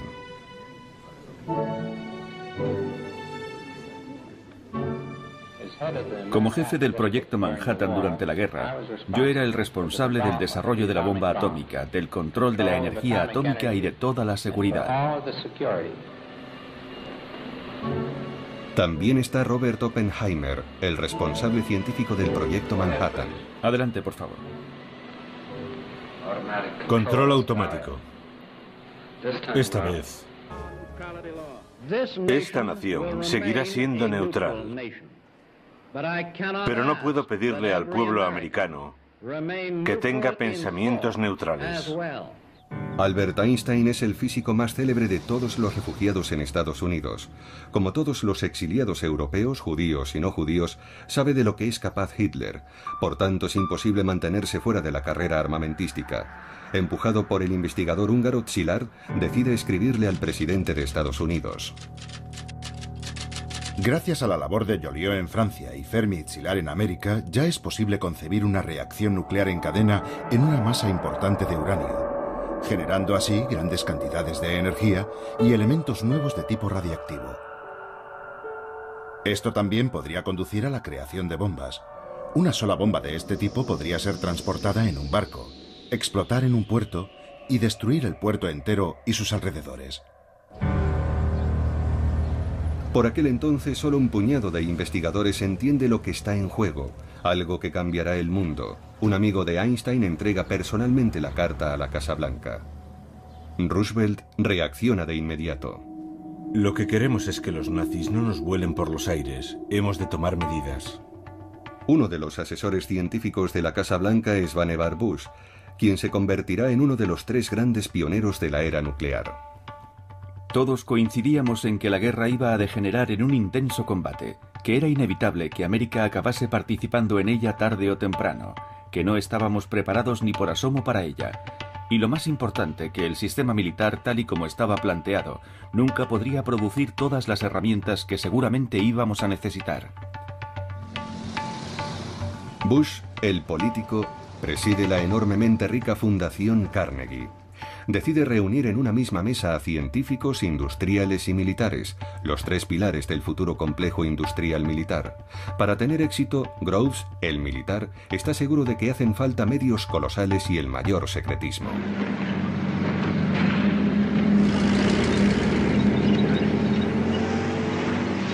En Europa se precipitan los acontecimientos. Durante el verano de 1940, la ofensiva relámpago de la Wehrmacht noquea a Bélgica y Francia en 6 semanas. Gran Bretaña se encuentra sola frente a Hitler. Los alemanes desfilan por los Campos Elíseos.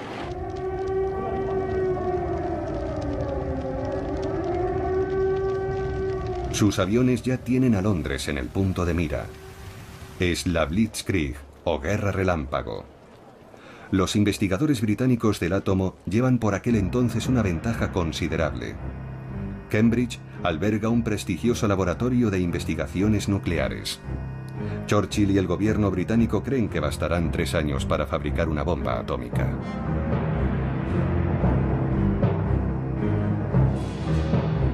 Pero es imprescindible que dichas investigaciones no caigan en manos de los nazis. Todo lo relativo a las explosiones nucleares nace en secreto. Edward Teller, físico.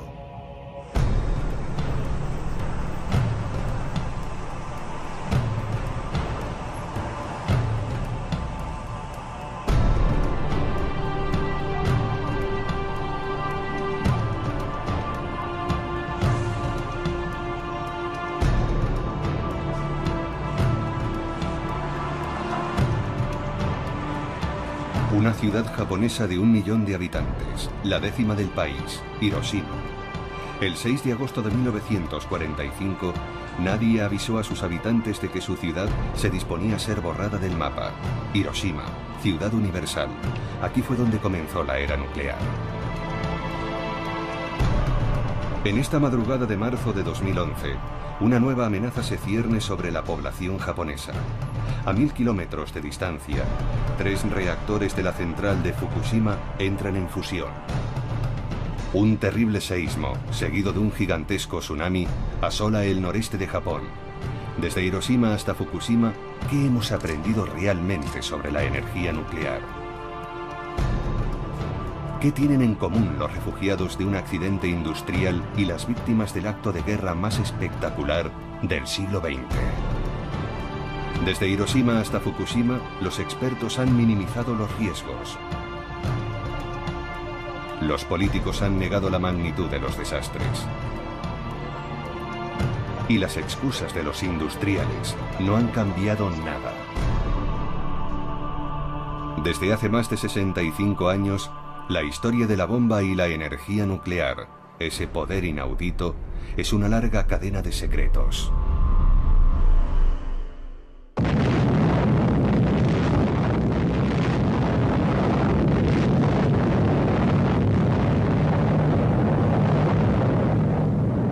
La cara oculta de Hiroshima. Primera parte.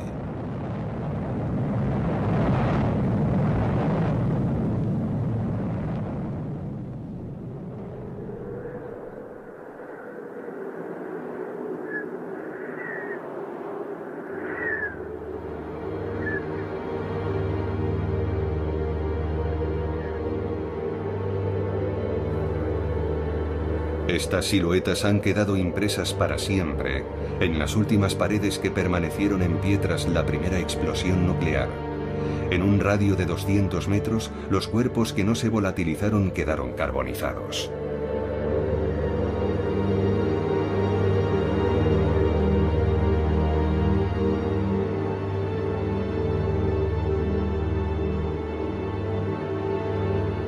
Solo sobrevivieron quienes se hallaban lejos del epicentro o protegidos por muros de hormigón. Al día siguiente de la explosión, el doctor Hachiya trata de ayudar a los... Hay mucho en juego.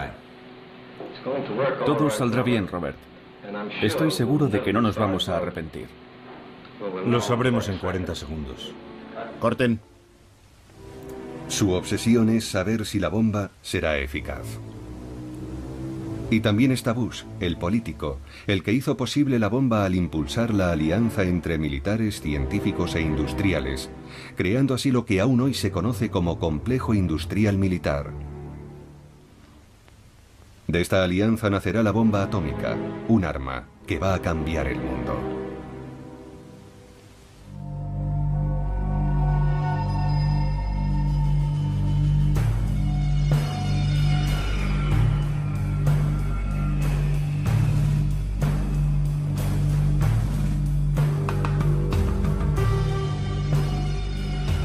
Los Álamos es un centro de investigación militar desde 1943.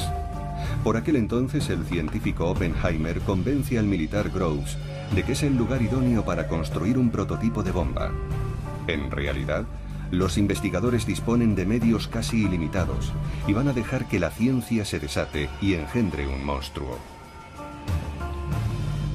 Hiroshima había de ser destruida para demostrar que la bomba atómica era uno de los mayores éxitos científicos de todos los tiempos.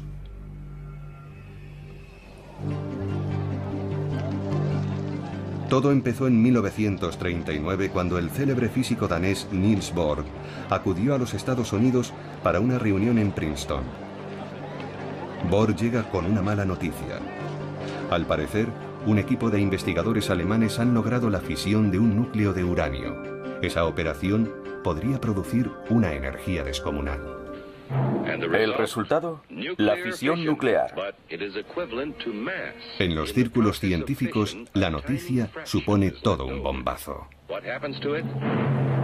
La parte del átomo que se pierde explota en forma de energía, demostrando así la teoría de Einstein, según la cual la masa y la energía son en realidad una misma cosa. Paralelamente, en marzo de 1939, el ejército alemán ocupa Checoslovaquia. No es solo una catástrofe para Europa Central. Los nazis se apoderan también de la mayor mina de uranio de Europa. Alemania ya dispone de materia prima para concebir una reacción en cadena por fisión nuclear.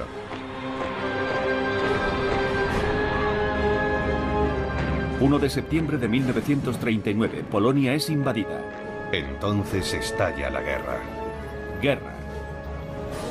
Entre aliados y nazis empieza la carrera científica y militar. Pero en Estados Unidos, la opinión pública es muy hostil a una intervención en el conflicto europeo. Es un dilema para el presidente Roosevelt, pues debe respetar a sus votantes, pero también preparar a su país para toda eventualidad. Para contar lo que sucede a continuación, las películas de propaganda de la posguerra nos dan una vez más la sensación de estar siguiendo en directo un asunto ultrasecreto. Bush, el político, comparte con uno de sus colegas su preocupación por los ataques en Londres. Seguramente los alemanes estén trabajando en una bomba atómica. Como ya te conté, han conseguido mucha agua pesada de esa gran planta de Noruega. ¿Para qué la van a usar si no? ¿Qué le parecen los avances de los británicos? Chadwick y los demás físicos están de acuerdo con nosotros. Con el uranio 235 la bomba funcionará. Pero son conscientes de que eso va a requerir un gran esfuerzo industrial. Los británicos están asfixiados con la actual producción de guerra. Todos solicitan que se realice aquí el trabajo. Y en efecto, la Inglaterra bombardeada decide compartir sus investigaciones con Estados Unidos. Destina a Washington un manual de instrucciones para la energía atómica, el llamado Informe Maud. Hemos llegado a la conclusión de que sería posible fabricar una bomba de uranio de unos 10 kilos que tendría una capacidad de destrucción equivalente a 1.800 toneladas de TNT y liberaría una gran cantidad de material radiactivo letal durante un largo periodo de tiempo en la zona de la explosión.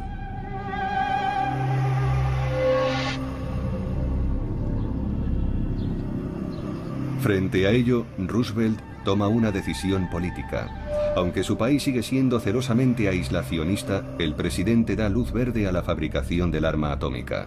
El programa nuclear americano será emprendido al más alto nivel de Estado, sin rendir cuentas al Congreso de Estados Unidos. La censura militar se abate sobre la física nuclear. Esta desaparece de las páginas de las publicaciones científicas. Se impone un silencio absoluto por motivos de seguridad. Pearl Harbor, 7 de diciembre de 1941. El ataque sorpresa de los aviones japoneses pone fin a las últimas reservas. La ofensiva japonesa precipita la entrada de Estados Unidos en el conflicto mundial. Por fin, Roosevelt puede incorporarse abiertamente al bando de los aliados en guerra contra las potencias del eje, Japón, Alemania e Italia. La guerra no tarda en incendiar el Pacífico y se extiende por los 5 continentes. La maquinaria militar americana había sido puesta en marcha para proporcionar armas a los británicos. Ahora funciona a pleno rendimiento para responder a sus propias necesidades. La sede del ejército americano, el Pentágono, acaba precisamente de ser terminada. El jefe del proyecto es un militar pragmático. Se llama Leslie Groves. En septiembre de 1942 se le confía otra misión ultrasensible: acelerar las investigaciones nucleares contra Alemania. El nombre en clave es Proyecto Manhattan. Además, están llegando los primeros resultados. Los investigadores han aislado un nuevo elemento, el plutonio, más pesado que el uranio y más eficaz para fabricar una bomba.